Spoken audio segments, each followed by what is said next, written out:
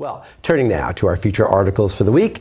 Everyone knows, I think, the importance of customers in the quality equation. Conformity to customer requirements is a tried and true definition of quality itself. It's the one that I prefer, and I think it's pretty well known that that's pretty much the bullseye for what quality means. But no longer are customers merely those who passively request or even demand quality products and services.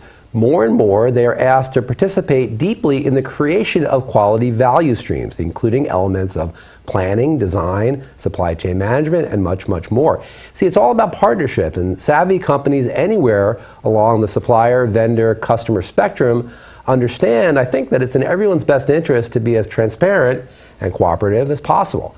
The American Society for Quality's annual Global State of Quality report looks at this issue, among other things, and many of their findings are rather eye-opening.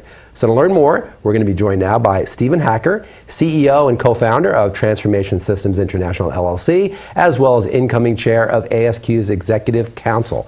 Hello, Stephen. Hello there, Mike. Hello, Dirk. Hey, glad to join you on Quality Digest Live. We're happy to have you, and let's jump right into it. This was an interesting report, and there were some interesting things in there that I think we want to kind of get to. And let's start by talking about a term coined in the discoveries portion of ASQ's Global State of Quality Research, the customer. What exactly is a customer, and how does he or she differ from a regular customer? Customer. Customer.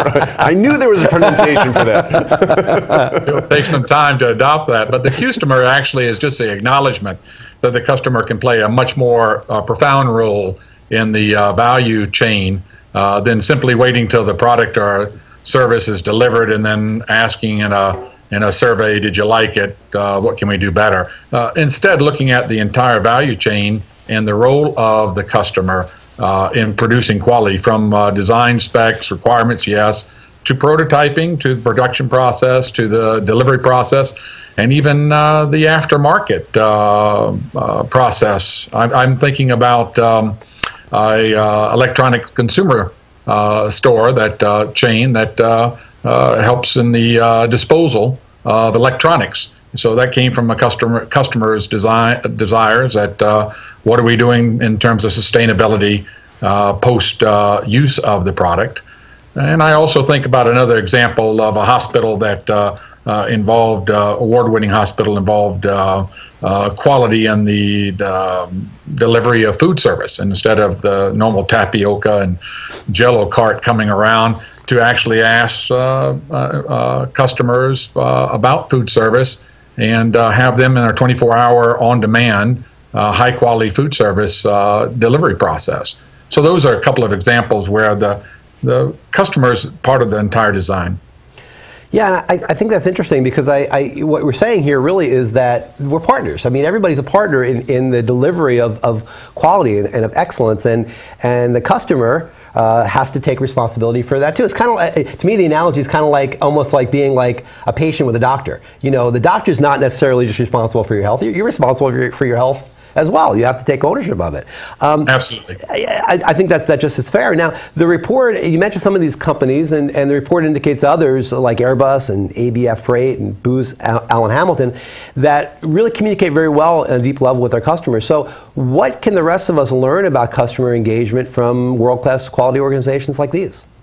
Well, I think the chief learning is to respect your customer as a whole being, if you would have it, to engage them in the process all along the way, and do that in a respectful manner.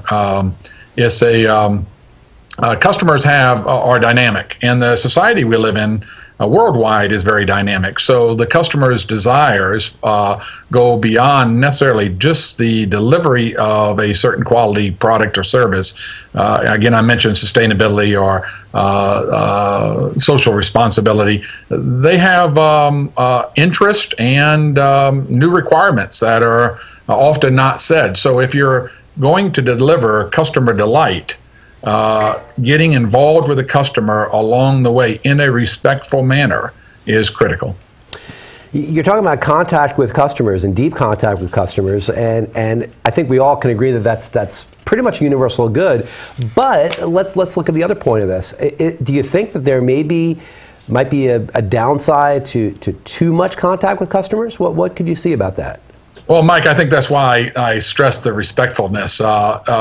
Sometimes companies have been found to see this as a gold market, and it not only bumps up the quality of the service or product, but they see that it engages a customer directly with the organization, and there's an upside for sales. And as a result, often it can move into manipulation, and that is a big problem. Then the customer feels not forthcoming.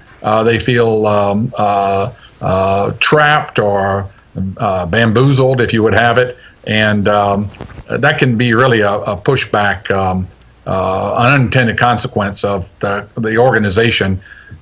Too much contact for alternative motives.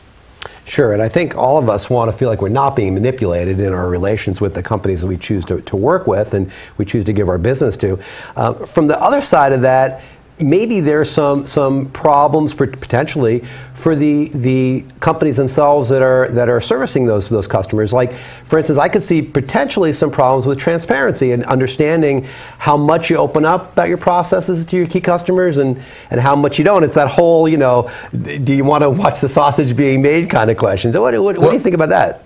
Well, Mike, I think you hit it on the head. I think people do want to see the sausage being made. I'm intrigued by the number of news shows and media shows that deal with how it's made, that outline the process. I think about industry-specific shows, be the cruise line or the airline show.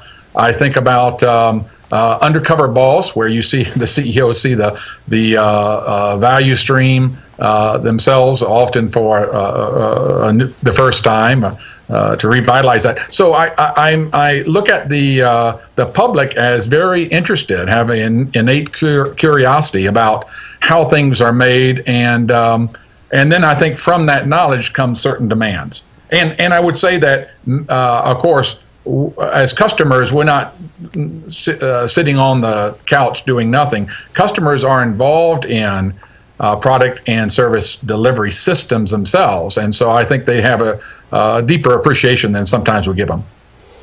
Well, Stephen, thanks a lot for all that. We're running out of time. I want to thank you again for joining us. I want to remind all our readers out there that the ASQ's Global State for Quality Report is out, and you can access it in your recent article, Critical to Quality of the Customer, which appeared in Monday's issue of Quality Digest Daily. So, Stephen, thanks again for joining us, and we'll see you again soon. Thanks to both of you. Bye-bye. Thanks, Stephen. Talk to you soon. Bye.